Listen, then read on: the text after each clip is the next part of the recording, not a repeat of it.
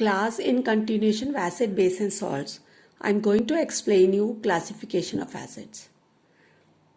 Acids can be classified into mineral acids and organic acids. Acids which are available in your chemistry lab. They can be prepared from naturally occurring compounds called minerals. Mineral acids should be handled with care because they can burn your skin and clothes. For example, sulfuric acid, nitric acid. Now organic acid. Acids that occur naturally in plants and animals. Materials are called organic acids. Acids that occur naturally in plant and animals.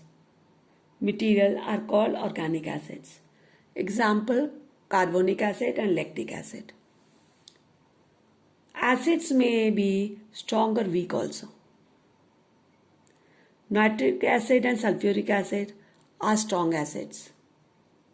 Organic acids found in fruits and vegetables are generally weak acids. Nitric acid and sulfuric acid are strong acids. Organic acids found in fruits and vegetables are generally weak acids.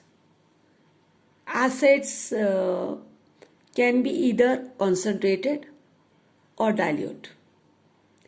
When no or very small amount of water is added in acid,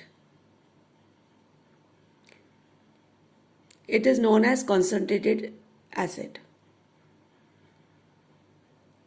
When no or very small amount of water is present in an acid, it is concentrated. Whereas dilute, if more water is added in an acid, it becomes diluted acid. When more water is added to acid, it becomes dilute acid. Concentrated,